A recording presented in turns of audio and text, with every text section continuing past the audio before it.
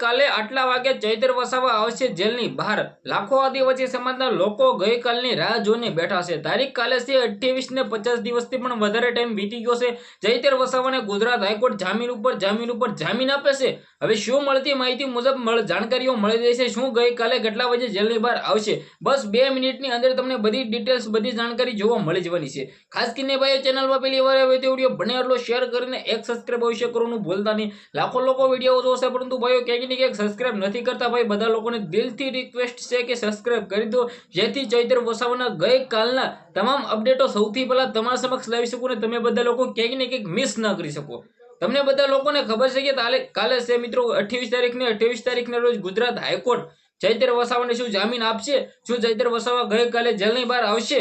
લાખો આદિવાસી સમાજના લોકોની એક જ આશા છે કે ગઈકાલે ચૈતર વસાવાને જામીન આપવામાં આવે અને ચૈતર વસાવાને જેલની બહાર કાઢવામાં આવે। હવે લાખો આદિવાસી સમાજના લોકોની આશા ગઈકાલે શું પૂર્ણ થશે, જી આ મિત્રો વાત કીધો ખાસ કરીને ભાઈઓ કમેન્ટની અંદર ચૈતરભાઈ વસાવા માટે 2 શબ્દ લખી દેજો અને ગઈકાલે મને લાગે છે કે ચૈતર વસાવા જેલની બહાર આવી રહ્યા છે। બાકી તમને બધા લોકોને ખબર છે કે ચૈતર વસાવાને ગુજરાત હાઈકોર્ટ તારીખ ઉપર તારીખ આપે છે, પરંતુ ક્યાંય ને ક્યાંય ગુજરાત હાઈકોર્ટ છે એ ચૈતર વસાવાને જામીન નથી આપતી અને ચૈતર વસાવા મિત્રો વાત કીધો જેલની બહાર નથી આવતા। હવે ગઈકાલનો દિવસ એટલે આદિવાસી સમાજના લોકોનો સૌથી મોટો દિવસ ને ગઈકાલના દિવસે ચૈતર વસાવાને ક્યાંક ને ક્યાંક મને લાગે છે કે જામીન મળશે।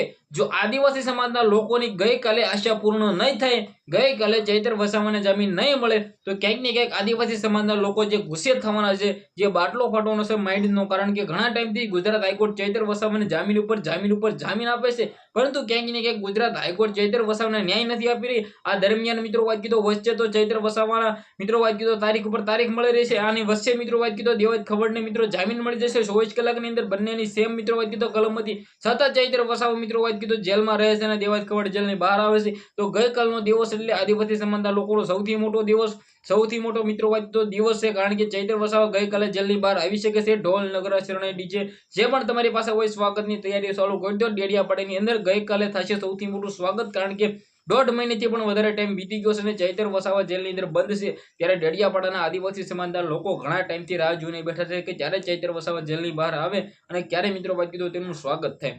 ખાસ કરીને મિત્રો વાત કીધો ગઈકાલે ક્યારે મિત્રો વાત કીધો ચૈતર વસાવા જેલની બહાર આવી શકે છે, તમે બધા લોકો આની રાહ જોઈને બેઠા છો। તો ગઈકાલે 12 વાગ્યાથી 2 વાગ્યાના ગાળાની અંદર ચૈતર વસાવાનો નિર્ણય ગુજરાત હાઈકોર્ટની અંદર આવી શકે છે અને ચૈતર વસાવાને ગઈકાલે ગુજરાત હાઈકોર્ટ ક્યાંક ને ક્યાંક જામીન આપી શકે છે, કારણ કે તમને લોકોને ખબર છે કે ચૈતર વસાવાનો આની પહેલા તો વારો જ નતો આવ્યો, તો હવે મને લાગે છે કે થોડો ઘણો વહેલો વારો આવી જશે અને ચૈતર વસાવા છે એ જેલની બહાર આવી શકે છે।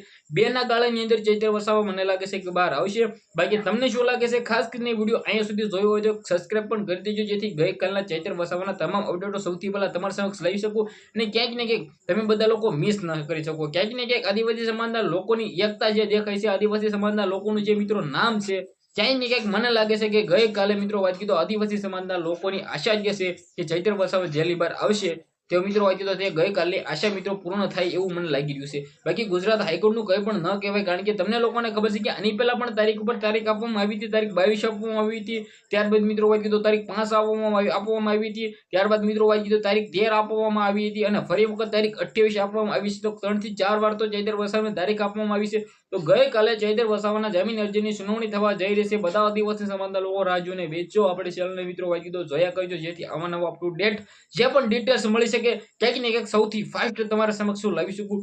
વિડીયોને અહીં સુધી જોયો હોય તો શેર પણ કરી દેજો, જેથી બધા આદિવાસી સમાજના લોકોને ખબર પડી જાય। આપણે એક નવા વિડીયો મળી જશે, બધા લોકોને દિલથી ધન્યવાદ। વિડીયો બને એટલો શેર કરી દેજો। આપણે એક નવા વિડીયો મળી જશે તો બધા લોકોને દિલથી ધન્યવાદ। જય હિન્દ, જય ભારત।